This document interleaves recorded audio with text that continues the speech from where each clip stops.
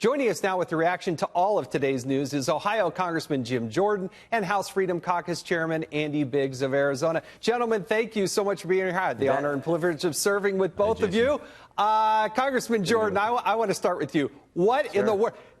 I guess we forgot to ask, or somebody forgot to ask, Speaker Pelosi, if you actually pass at lightning speed this impeachment, are you going to send it over to the Senate? Was that something that you were supposed to ask along the way? No.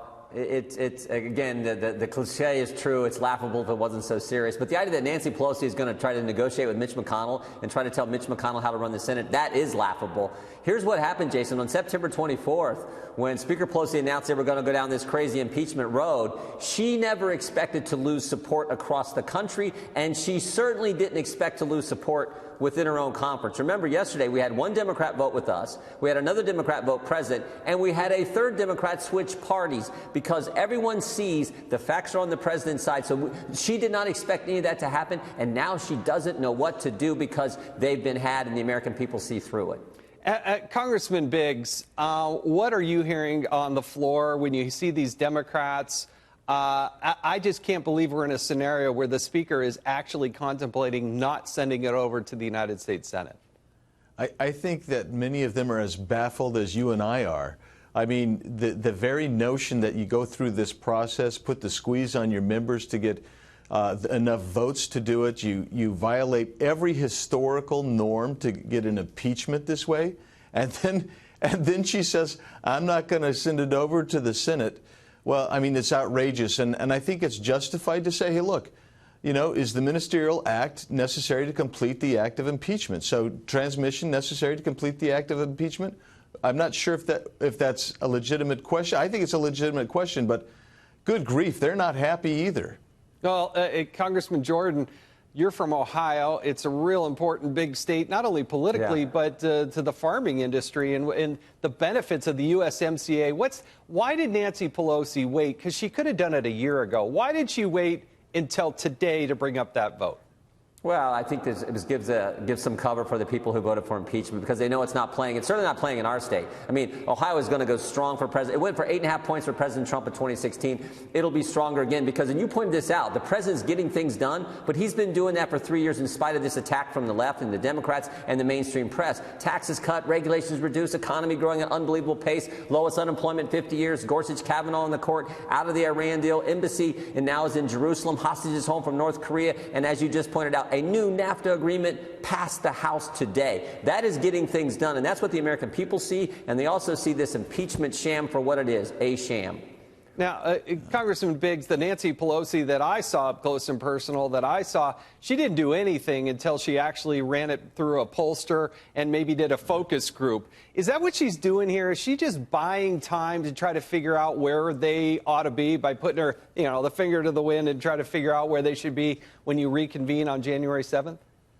Well, I think that they got off script. I think she's off script right now, to be honest with you, and I think that this is the dog that caught the car.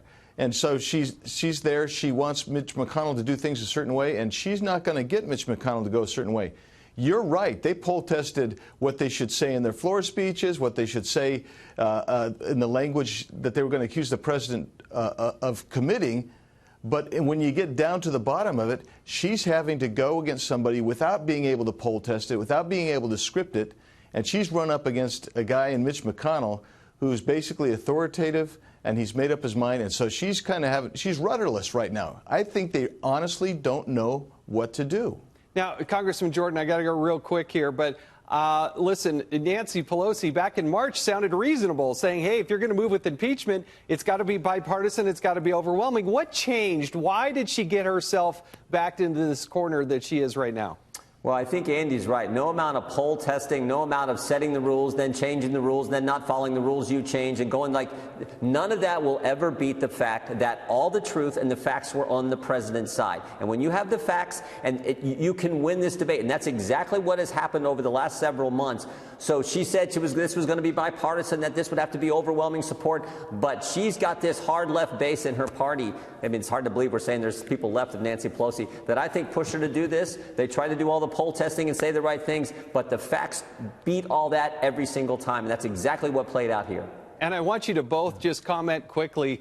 I left Congress, got a better balance in my life, but now we hear today that Mark Meadows is going to retire. What's the impact going to have on the Congress as a whole? Let's start with you, Congressman Jordan, and then Congressman Biggs.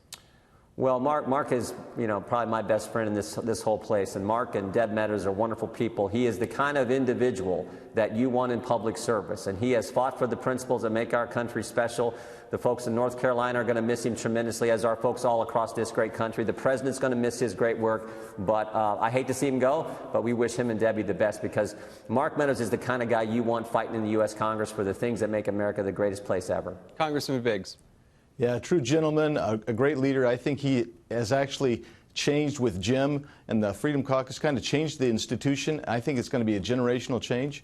I'm happy I've been able to call him my friend and a mentor, and I think he's got great things ahead of him, both he and Debbie, and I wish them the very best and Godspeed, because I think they are just heroes to this country, true patriots. Yes, Congressman Jordan, Congressman Biggs, thank you.